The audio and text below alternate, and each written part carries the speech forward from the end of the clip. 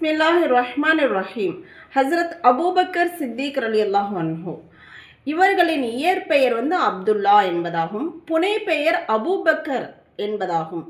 அன்பு நபி ஸல்லல்லாஹு அலைஹி வஸல்லம் அவர்கள் அன்னாருக்கு சித்திக் என்று பட்டப்பெயர் சூட்டினார்கள். மேலும் பட்டப்பெயர் மற்றும் புனை பெயரை கொண்டே அவர்கள் பிரபலமானார்கள். அன்னாரின் செல்ல மகள் அன்னை ஆயிஷா ரலியல்லாஹு அன்ஹா அவர்கள் அன்னலாரின் செல்ல மனைவி ஆவார்கள். அபூபக்கர் ரலியல்லாஹு அவங்களுடைய மகள், நபி ஸல்லல்லாஹு அலைஹி வஸல்லம் அவங்களுடைய மனைவி. ஹஸ்ரத் அபூபக்கர் சித்திக் ரலியல்லாஹு அன்ஹு அவர்களை அன்னலார் மிகவும் நேசித்தார்கள். ஏனென்றால் அபூபக்கர் அவர்கள் அந்த அளவிற்கு நல்லவராக இருந்தார்கள். மக்காவில் எல்லா கெட்ட பழக்கங்களும் இருந்தன. அங்குள்ள மக்கள் மது அருந்தினார்கள், சூதாடினார்கள், வெக்கங்கட்ட காரியங்களையும் பேச்சுக்களையும் பேசினார்கள். இது எப்போனாக்கா நபி ஸல்லல்லாஹு அலைஹி வஸல்லம் இந்த உலகத்திற்கு வருவதற்கு முன்னாடி.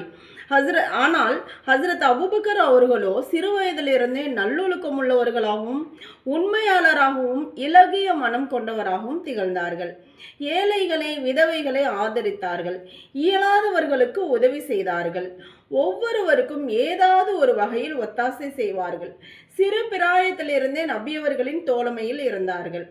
இஸ்லாத்திற்கு முன்பே நபியவர்களுடன் வியாபார நிமித்தம் பயணமும் செய்துள்ளார்கள். எங்கேயாவது வியாபாரத்துக்கு போறதான்னா கூட பயணமும் செய்வாங்க. மேலும் நபியவர்களுக்கு அல்லாஹ் நபி பட்டம் வழங்கியவுடன் அச்செய்தியை நபியவர்கள் தமது நெருங்கிய சொந்த பந்தங்களுக்கு அறிவித்தார்கள். இதை கேட்ட மாத்திரத்தில் முதலாக இஸ்லாத்தை ஏற்றவர் அபூபக்கர் சித்திக் ரலியல்லாஹு அன்ஹு அவர்களே. புதுசாக ஒருத்தர் ஒரு நண்பனோ யாரோ ஒருத்தருங்க ஒரு வித்தியாசமான ஒரு விஷயத்தை சொல்லும்போது நம்ம உடனே நம்பிடுவோமா? போப்பா எதையாவது ஒன்று சொல்லாத அப்படின்னுவோம். ஆனால் அபூபக்கர் ரலியல்லாஹு அவங்க ரசூல்லா சொன்ன உடனே என்ன செஞ்சாங்க? அவங்க உடனே நம்பினாங்க. ஏன்னா ரசூல்லா சிறு வயதிலிருந்தே அவங்க எந்த பொய்யும் பேசினதில்லை. அந்தளவுக்கு உண்மையாளராகவும் நம்பிக்கையாளராகவும் இருந்திருக்கிறாங்க.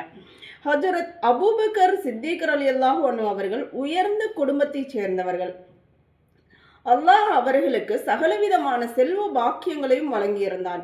அவர்கள் மிக பெரும் வியாபாரியாகவும் இருந்தார்கள். ஆனால் ஈமான் கொண்ட பிறகு இவர்கள் அதிகமான நேரம் இஸ்லாமிய மார்க்கத்தை பரப்புவதிலேயே செலவழித்தார்கள். வாய்ப்பு கிடைக்கும் போதெல்லாம் தீனை பரப்பும் விஷயத்தில் தனது உயிர் பொருளை செலவு செய்ய தயங்க மாட்டார்கள். இவ்வளவு செல்வங்களையும் என்ன செஞ்சிருக்காங்க? அவங்க தீனுக்காக செலவு செய்திருக்காங்க. தன்னுடைய உடல் அந்த ஆரோக்கியத்தையும். மக்கள் அவர்களுக்கு சொல்லனா துன்பங்கள் கொடுத்த போதிலும் அவர்கள் மனம் தளராமல் தீனுடைய சேவைகளை செய்து கொண்டே வந்தார்கள்.